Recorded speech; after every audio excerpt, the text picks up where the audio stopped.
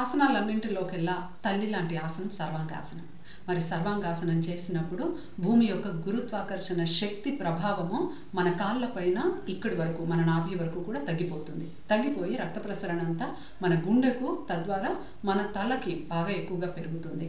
పెరగడం వల్ల మన గ్రంథుల పనితీరు మెరుగవుతుంది. గ్రంథులు ఎప్పుడైతే సరిగ్గా పనిచేస్తాయో అప్పుడే అవయవాలన్నీ సరిగ్గా పనిచేస్తాయి, శరీరం బాగుంటుంది, లేకపోతే శరీరం పాడైపోతుంది. సో మరి ఇవన్నీ కూడా పెరుగుతున్నాయి. అందులోనూ ముఖ్యంగా థైరాయిడ్ గ్లాండ్ మరింతగా స్టిమ్యులేట్ అవుతుంది. సో ఒక్కొక్కసారి దాని హైపర్ ఫంక్షన్స్ ఉంటాయి, లేదా హైపో ఫంక్షన్స్, అంటే ఎక్కువగా ఓవర్గా ఇరిటేట్ అయి పనిచేయడము, లేదా అసలు పనిచేయకపోవడము. ఇవి రెండు కాకుండా ఫంక్షన్స్ని రెగ్యులరైజ్ చేస్తుంది. అంతేకాకుండా ఇంకా వెరికోజ్ వెయిన్స్, హైడ్రోసిల్, పైల్స్ లాంటి సమస్యలు ఉంటే వాటిని ముందుగానే రాకుండా నివారిస్తుంది.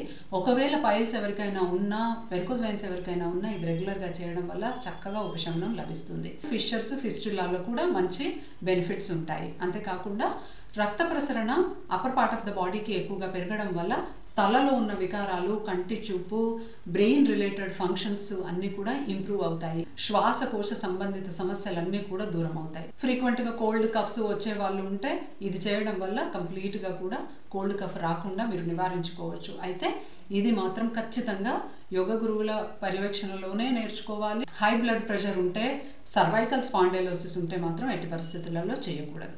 రెగ్యులర్ ప్రాక్టీస్ వల్ల తల, గొంతు, ఛాతీ వికారాలన్నీ కూడా దూరం అయిపోతాయి. ఈ భాగంలో ఉన్న అన్ని అనారోగ్యాలు దూరం అయిపోతాయి.